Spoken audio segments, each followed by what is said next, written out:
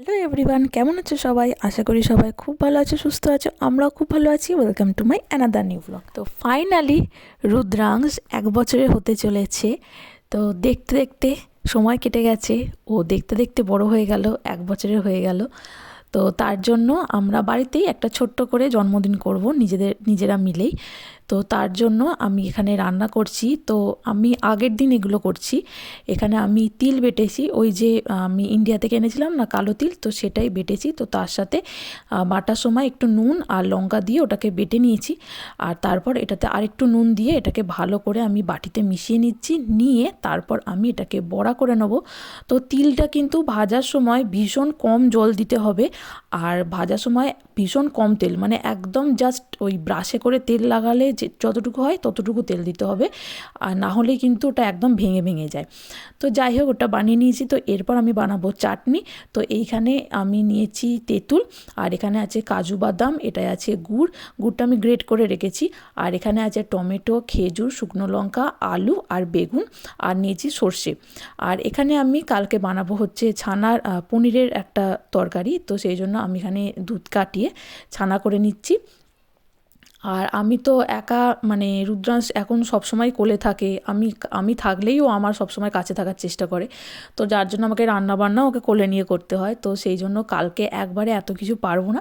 তো সেই জন্য আজকেই এগুলো করে রাখছি। তো এই পনিরটা আজকে করে রাখবো। আগের দিন করে রাখলে পনিরটা ফ্রিজে রাখলে বেশ একটু শক্ত শক্ত হয়ে যায়, যার জন্য পরের দিন রান্না করলে ভালো হয়। না হলে সঙ্গে সঙ্গে করলে ওটা মানে ভেঙে যায় পনিরটা। তো তার জন্য আমি এখন করে রাখছি। আর চাটনি আর অনেক রকম ভাজা করব, তো সেই ভাজাগুলোও আগের দিন করে রাখছি।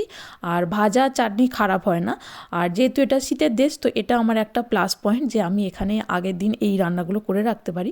তো এই যে দেখো, করলা ভাজা, বেগুন ভাজা, আলু ভাজা, তিলের বড়া করে রেখেছি। আর এবার চাটনিটাও করে নিয়েছি।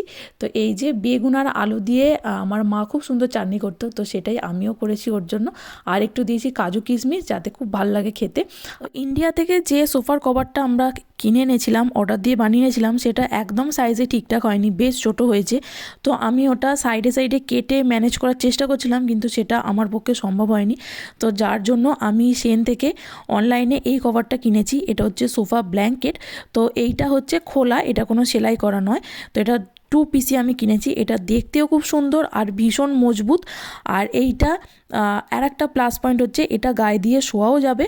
আর এইটা মানে কাচা যাবে বা সমস্ত কিছু নর্মাল করা যাবে। আর এটাও কিন্তু দাম নিচে মাত্র 3,500 টাকার মতো প্রায়।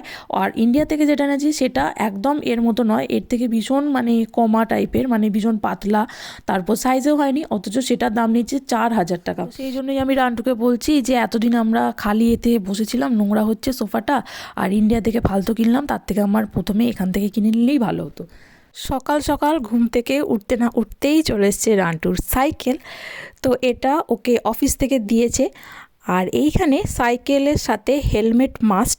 তো আমাদের ওখানে সাইকেলের সাথে হেলমেট পরলে মানুষ অবাক হবে যে কেন হেলমেট পরেছে, কিন্তু এখানে সাইকেলের সাথে হেলমেট মাস্ট। তো সেই জন্য সাইকেলের সাথে হেলমেটও দিয়েছে। আর এইখানে 12 মাসে যেহেতু বৃষ্টি হয়, তার জন্য এখানে গাড়ি ভীষণই দরকার, বিশেষ করে যাদের বাচ্চা আছে। তো তার জন্য এখানে প্রত্যেকটা মানুষেরই গাড়ি আছে, মিনিমাম একটা এবং ম্যাক্সিমাম 3টে করে। তো যার জন্য এখানে যে অফিসে রান্টু যায়, সেই অফিসের পার্কিং পাওয়া যায় না। তো তার জন্য এখন নিয়ম করে দিয়েছে যে একটা নির্দিষ্ট দূরত্বের মধ্যে গাড়ি আনা যাবে না।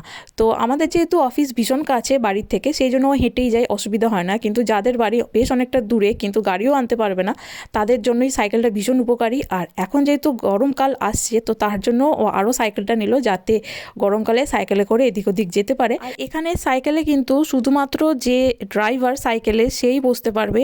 আমাদের ওখানের মতো সামনে রড এবং পিছনে কেরিয়ার লাগানো থাকে না। আর এই যে দেখো, এই লাইটটার পিছনের এইখানে আছে হচ্ছে লাইটটা লাগাবার ব্যাটারি। আর এইখানে একটা গোল মতোই আছে, সেইটা ঘুরিয়ে ঘুরিয়ে এটা ছোট বড় করা যায়, এই যে এইটা। তো এইখানে বাচ্চা বসাবার জন্য আলাদা করে একটা বক্স লাগাতে হয়, সেটা সাইকেলের পিছনে বা সামনে যে কোনো জায়গাতেই লাগানো যায়। সাইকেলটা সমস্ত কিছুই সেট করা আছে, শুধু প্যাডেল দুটো নেই।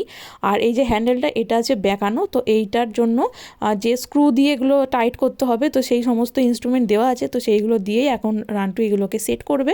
তো এই যে এখানে দিয়েছে দুজোড়া প্যাডেল আর দিয়েছে একটা স্ক্রু টাইট দেওয়ার যন্ত্র। আর এখানে কিন্তু বেল অপশনাল, সাইকেলে লাগাতে পারো নাও লাগাতে পারো, কারণ এখানে বেল বাজানো উচিত নয়, নিয়ম নেই। আর এখানে কিন্তু গাড়িতেও হর্ন বাজানো একদমই নিষেধ। বেল হচ্ছে এটা।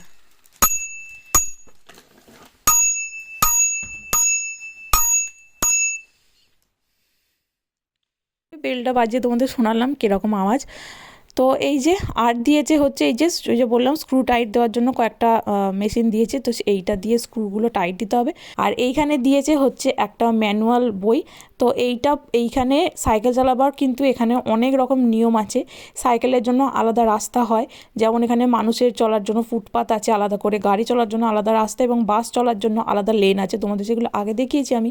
সেরকমই সাইকেল চালাবার জন্য আলাদা রাস্তা আছে, তবে সাইকেল চালাবার আলাদা রাস্তা সমস্ত জায়গায় নেই, কারণ অতটা বড় তাহলে অনেকটা চওড়া করে রাস্তাটা করতে হয়, তার জন্য সাইকেলকে হাইওয়ে দিয়েও চলতে হয়, আবার তোমাদের ফুটপাথ দিয়েও যেতে পারে। আবার সাইকেলের লেন থাকলে অবশ্যই তাকে সাইকেলের লেন দিয়ে যেতে হবে, তখন কিন্তু ফুটপাথ দিয়ে গেলে হবে না। আর সেই জন্যই এখানে বেল দেওয়া আছে, যাতে ফুটপাথ দিয়ে গেলে কোনো মানুষ সামনে দিয়ে গেলে তাকে বেল বাজাতে পারো। আবার মানে বাজানো অ্যাকচুয়ালি নিয়ম নেই, কিন্তু যদি এমার্জেন্সি হয় তখন বাজাতে হবে।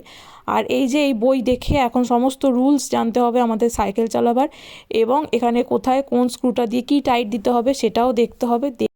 ওদিকে তো সাইকেলটা সেট করলাম, তো এরপর আর একটা জিনিস আমাদের আজকে সেট করতে হবে, সেটা হচ্ছে এই সুর একটা। তো এটা আমরা লিডল থেকে এনেছি, এটার দাম পড়েছে প্রায় ওই 25 পাউন্ড, মানে ওই 2000 টাকার মতো। তো এইটা আমাদের যে আগে যে সুর একটা ছিল সেইটার সাথে কোট রাখারও হ্যাঙ্গার ছিল একসাথেই। তো রিসেন্টলি ওটা আমাদের কোট রাখতে গিয়ে জ্যাকেট রাখতে গিয়ে ভেঙে যায়, যার জন্য আমাদের এখানে তো মানে জ্যাকেট এমার্জেন্সি, এবং জ্যাকেট সবসময় পরতেই হয় এবং জ্যাকেট ঝুলিয়েও রাখতে হয়। তো যার জন্য ওটা ভেঙে গেছে, তো সেই জন্য ওটা সরিয়ে, ওটা যেহেতু প্লাস্টিকের ছিল তো আমরা বুঝতে পারিনি যে প্লাস্টিকের এত মানে এরকম হবে। তো যেহেতু আমাদের অত এক্সপিরিয়েন্স নেই, তো সেই জন্য ওটা সরিয়ে দিয়ে এই সুর একটা কিনেছি। আর এছাড়াও রুদ্রাংশ গিয়ে ওখানে জুতোগুলো নিয়ে খেলা করে, মুখ দেয়, ঘাঁটে, তো সেই জন্য আরোই এই সুর একটা কিনলাম। তো এই যে দেখো এইখানে ওই উপরের এটা ছিল, রডটা ছিল, সেটা ভেঙে গেছে, পুরোটাই ভেঙে গেছে। এবার রুদ্রাংশ এখন দাঁড়ায় যেহেতু ধরে ধরে, তো সেই জন্য ও দাঁড়িয়ে কিন্তু এই রডগুলো খুলে মুখে দিতে পারে, তো ওতে কিন্তু ওর কেটে যাবে মুখ। আর এই যে উপরের পোর্শনটা বাইরে এনে রেখেছি, আর এইগুলো কিন্তু আমি ফেলে দেবো না, এইগুলো তো আমি কাজ করব। আমার যদি করলা গাছ বা লতানে কোনো গাছ হয় এগুলোকে ওখানে রেখে দেবো, এইগুলো বেয়ে বেয়ে উঠবে, তার জন্য আমি এগুলো রেখে দিয়েছি। আর ওই সুর একটা সরিয়ে ফেলবো। আর এই যে এই র্যাকটা ড্রিল করার জন্য এই মেশিনটা কিনতে হয়েছে আমাদের। তো এটা খুব বেশি দাম নয়, ভীষণই কম দাম, কিন্তু এটা ভীষণ ভালো হয়েছে। আর এইটা দিয়ে সমস্ত কিছু মানে ড্রিল করা যাবে, মানে দেওয়াল এবং এই ধরনের কাঠের জিনিস সমস্ত কিছু ড্রিল করা যাবে। আর এখানে যেহেতু কাঠেরই বাড়ি, তো সেই জন্য এটা ভীষণ উপযোগী কাজের। আর এই যেখানে অনেক রকম স্ক্রুয়ের হোল্ডার আছে, আর এইটা ব্যাটারিতে চলে, মানে চার্জ দিতে হয় এটাকে, আর এমনি যে কোনো জায়গায় নিয়ে যাওয়া যায়। আর এই যে দেখো এটা প্রায় ও সেট করে ফেলেছে, আর একটুখানি বাকি আছে, তো এইটা এখন আমায় ধরতে হবে। তো এখন বাজে 1টা, রুদ্রাং 12:30টায় খায়, তো ওকে আমি খাইয়ে তারপর চান করাই, নাহলে ও ঘাঁটাঘাঁটি করে, সেই জন্য রান্টুকে বলছি তাড়াতাড়ি করে করতে। তো এই যে দেখো এবার সমস্ত কাজ আমাদের মিটে গেছে, সুর এক সেট করে ফেলেছি, তো এবার খাবার নিয়ে বসে পড়েছি, সাজিয়ে দিয়েছি সমস্ত কিছু ওকে। তো 6 মাসের অন্নপ্রাশনে তো রুদ্রাংশ কিচ্ছু খেতে পারিনি, ওগুলো জাস্ট ওকে ছবি তোলার জন্য বা দেখানোর জন্য আমরা করেছিলাম। তো ফাইনালি এবারে সমস্ত খাবারও খেতে পারবে, আর ওর যেহেতু খুব খিদে পেয়ে গেছে, তো সেই জন্য ও আর থাকছে না আমার কোলে, ও নিজেই নেমে খেতে শুরু করে দিয়েছে। আমি ফার্স্টে একটা করলা দিলাম, তো ওকে আমি এর আগেও একদিন করলা দিয়েছিলাম, তো যথারীতি ও না খেয়ে ফেলে দেয় এবং কাঁদতে শুরু করে। তো আজকেও ফেলে দেয়, খায় না, তবে যা হোক অত কাঁদেনি। আর এই দিকে একটা চকলেট ছিল, তো সেইটাই নিয়ে ও হাতে ধরে আছে, আর বাকি খাবারগুলো ওর হাতে আমাকে তুলে দিতে হচ্ছে, যেমন এই আলু ভাজা, বেগুন ভাজা, এইসব। আরও চকলেটটা শুধুই খাচ্ছে, ওকে কিন্তু আমি চকলেটটা দেবো না, কারণ বাচ্চাদের চকলেট খাওয়া একদম উচিত নয়। তো আমি জাস্ট ওকে দিতে হয়, এবং মানে দিতে হয় বলে আর ছবি তোলার জন্যই দিয়েছি, তো এটা আমি খেয়ে নেবো। আর এই যে ও আলু ভাজা খাচ্ছে, তো এই ভাতই আমি ওকে খাওয়াবো এখন, জাস্ট ও এখানে আছে বলে, আর ভালো জামা কাপড় পরিয়ে ছবি তুলাচ্ছি বলে সেই জন্য ওকে রেখেছি। তো এই ভাতগুলোই আমি ওকে আস্তে আস্তে খাইয়ে দেবো। কালকে সকাল থেকে সারা দিন ধরে কাজ করতে করতে আমি সবসময় ভেবে গেছি যে আগের বছর এই দিনে এই সময় আমি কি করছিলাম, এই সময় আমি হসপিটালে গিয়েছিলাম, এই সময় আমার পেন উঠেছিল, বা এই সময় আমি শুয়েছিলাম, এই সময় রান্টু বাড়ি চলে এসেছিলো, ইত্যাদি ইত্যাদি ভাবছিলাম। তো যাই হোক, তোমরা সবাই ওকে অনেক অনেক আশীর্বাদ করো যেন ও বড় হয়ে অনেক ভালো মনের এবং অনেক বড় মনের মানুষ হয়, যাতে ও সবার পাশে থাকে, সবাইকে হেল্প করে। কারণ দিন শেষে একটা মানুষেরই প্রয়োজন। সব জায়গায় সবসময় পড়াশোনা কাজে লাগে না, কিন্তু মানুষটা সব জায়গায় কাজে লাগে। আমি এতদিনে যেটা বুঝেছি যে এই সমাজে একটা মেয়ের থেকে একটা ছেলেকে বড় করার দায়িত্ব অনেক বেশি। তার কারণ একটা মেয়েকে কিন্তু শেখাতে হয় না কোনো ছেলের সাথে কিভাবে ব্যবহার করতে হবে, কোনো ছেলেকে মানে বাজে নজরে দেখতে নেই, ইত্যাদি জিনিসগুলো কিন্তু মেয়েদের শেখাতে হয় না, কিন্তু ছেলেদেরকেই সমস্ত জিনিস শেখাতে হয়। যে একটা মেয়ের সাথে সম্মান দিয়ে কথা বলতে হয় কীভাবে, একটা মেয়ের সাথে কীভাবে হাঁটাচলা করতে হয়, কীভাবে বসতে হয়, কীভাবে রেসপেক্ট করতে হয়, এই সমস্ত কিছু কিন্তু একটা ছেলেকে শেখাতে হয়। তাই জন্য আমার মনে হয় একটা মেয়ের থেকে বেশি দায়িত্ব একটা ছেলেকে মানুষ করা। তো তোমরা আমাকেও আশীর্বাদ করো যেন আমিও ওকে ভালো করে মানুষ করতে পারি। তো চলো তাহলে আজকে ব্লগটা আমি এখানেই শেষ করছি। আবার একদিন দেখা হবে অন্য একটি ব্লগে। তোমরা সবাই ভালো থাকবে, সুস্থ থাকবে। আর আমার ব্লগগুলো যদি ভালো লেগে থাকে তাহলে অবশ্যই লাইক, কমেন্ট ও শেয়ার করে আমার পাশে থেকে আমায় মোটিভেট করো। আজকের মতো বাই বাই।